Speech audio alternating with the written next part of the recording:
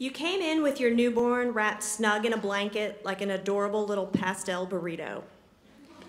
You're a brand new mother. Of course, you're proud and happy and drunk in love with her. Although that drunk feeling could quite possibly be induced by a severe lack of sleep. She's beautiful, she's precious, she's the essence of innocence and sweetness, and she's pretty darn cute to boot. She's everything a newborn baby should be. Of course, you thought I would want to hold her. Who wouldn't want to hold this tiny little creature of perfection? Especially me. By all appearances, I must love babies, having had 4 of my own. I apparently exude an air of confident maternity or something. But when you attempted to pass that sweet little pink bundle to me, I had to decline. It's not because I'm afraid I'll drop her or break her. I'm a professional when it comes to holding babies. All of mine are still mostly intact. I could carry your infant 2 miles with one hand through a minefield in hurricane force winds while simultaneously making peanut butter and jelly sandwiches with the other, and I wouldn't drop her. I'm just that good. It's nothing personal. She is wonderful. She even looks a little less like a wrinkly, grumpy old man than most standard issue newborns. So you should be proud that your genetics created that wriggling beauty. And I do love babies. They really are awesome. And I say that without an ounce of my usual sarcasm. There's nothing wrong with your baby. There's something wrong with me. I've managed to survive sleepless nights and potty training and stomach bugs with projectile vomiting and teething and 4 simultaneous cases of the croup. I've survived countless toddler tantrums and night terrors and broken heirlooms and toppled Christmas trees. I've survived trips to the emergency room, birds and bees discussions, and sibling fistfights. They've screamed, they've stomped, they've slammed doors.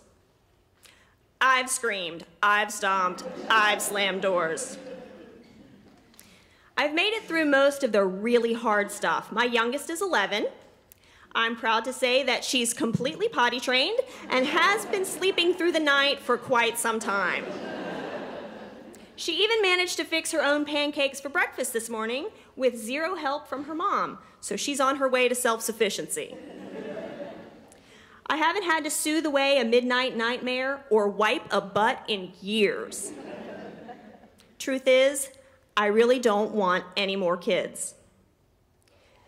Most days, I'm still trying to keep my head above the laundry that constantly flows over the edge of the hamper and across the laundry room floor, which I think is brown, but I haven't seen it in a while.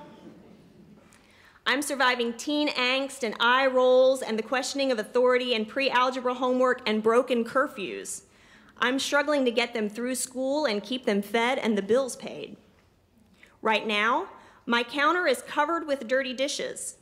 My minivan has an aroma that is difficult to categorize, but it seems like a funky combination of fermented apple juice, sweaty socks, and moldy French fries. And the dogs, they just cleaned up some soup that someone slopped all over the dining room rug. So I've pretty much got it all together. Even though the kids are older, I still feel like I have a very slippery and precarious hold on my sanity. Sometimes I lose it and yell at myself, at my kids, at the postman, at random inanimate objects. Sometimes I think I have no business having the 4 kids I have because it's hard. It's still really hard. Plus, I'm over 40. While my body is still capable of growing and birthing and feeding a baby, it's not as young as it used to be. My hair is going gray and my skin is starting to wrinkle and my knees are kind of creaky. I have no business having any more kids. I really don't want any more kids. I won't have any more kids. I won't have more kids. But as my body gets older and my biological clock ticks rapidly down to 0, when Mother Nature will forever slam that door shut for me, I don't want it to be over. The thought of never having another baby placed in my arms, squalling and wet and new, of never looking into the blank page of possibilities that every newborn holds, of never meeting for the first time a tiny person that I've known forever, it's more than I can bear.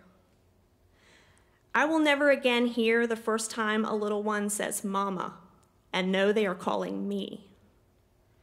I will never again have a child softly pat my cheek as they nurse at my breast. I will never again have chubby arms reach for me as they take their first steps. And I want it so very badly, because mine are walking away from me in tiny ways every day.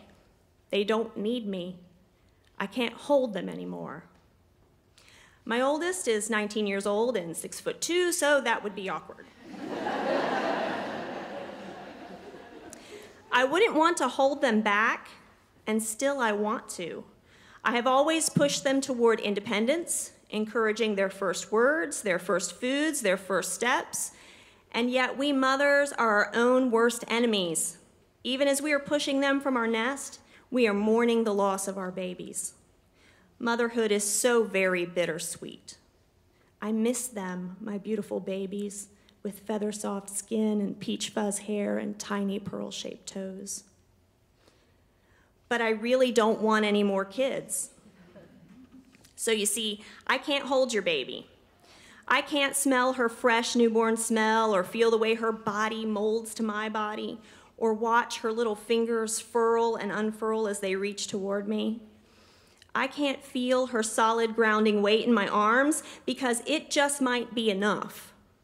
Her 7 pounds, 10 ounces might just be enough to tip the precarious balance of my resolve, that thin and fragile resolve that keeps me from taking the plunge, which keeps me from having just one more baby of my own.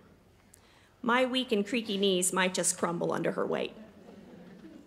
So you hold her, and hold this moment that passes so quickly. Hold her tight, but not too tight because babies are kind of fragile. They crush easily. I won't hold her. I can't hold her because I really don't want any more kids.